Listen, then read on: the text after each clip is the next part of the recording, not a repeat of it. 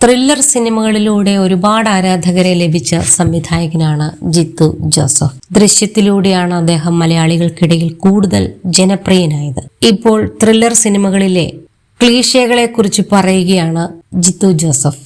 Saina south പ്ലസിനോട് സംസാരിക്കുകയായിരുന്നു അദ്ദേഹം. നമ്മൾ ത്രില്ലർ സിനിമകൾ എടുത്ത് പെട്ടെന്ന് മറ്റൊരു കോമഡി സിനിമ ചെയ്യുമ്പോൾ അതിന്റെ വർക്കിംഗ് അറ്റ്മോസ്ഫിയർ തന്നെ മാറിയതുപോലെ തോന്നാം. ഈ ത്രില്ലർ സിനിമകളുടെ കാര്യം പറഞ്ഞാൽ അവയ്ക്ക് ചില ക്ലീഷേ പാറ്റേണുകളുണ്ട്.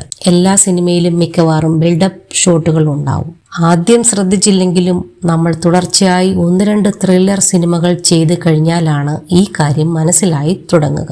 ചിലപ്പോൾ ചില ഷൂട്ട് ചെയ്യുമ്പോൾ ഇത് തന്നെയല്ലേ ഞാൻ മറ്റേ സിനിമയിലും ചെയ്തതെന്ന ചിന്ത വന്നേക്കും. പിന്നെ എങ്ങനെ അതിൽ മാറ്റം കൊണ്ടുവരാം എന്നാകും ചിന്ത.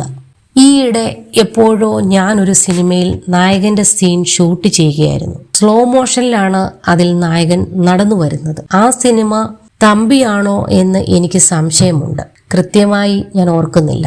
എല്ലാ സിനിമയിലും നായകൻ അത്തരത്തിൽ സ്ലോ മോഷൻ തന്നെയാണ് കൊടുക്കാറുള്ളത്. അവസാനം അതിൽ നായകന് സ്ലോ മോഷൻ വേണ്ടെന്ന് ഞാൻ തീരുമാനിച്ചു. ആ കാര്യം ഞാൻ മറ്റുള്ളവരോട് പറയുകയും ചെയ്തു. അന്ന് എൻ്റെ അസിസ്റ്റൻസും മകളും എന്നോട് സംസാരിക്കാൻ വന്നു. ഡാഡി അങ്ങനെ ചിന്തിക്കല്ലേ എന്നാണ് അവൾ പറഞ്ഞത്. അവിടെ ആ സീനിൽ സ്ലോ മോഷന് അതിൻ്റെതായ രസമുണ്ടെന്ന് അവരൊക്കെ പറഞ്ഞു. കുറെ സിനിമകളിൽ ഇങ്ങനെ സ്ലോ മോഷനിൽ വരുന്നത് ഞാൻ തന്നെ ചെയ്തിട്ടുണ്ട് എന്നായിരുന്നു അവർക്ക് എന്നിൽ നിന്ന് ലഭിച്ച മറുപടി. പക്ഷേ ചില ക്ലീഷകൾ നമ്മുടെ സിനിമകൾക്ക് ആവശ്യമാണ്. അത് ചിലപ്പോൾ ഒഴിവാക്കാൻ പറ്റിയെന്ന് വരില്ല.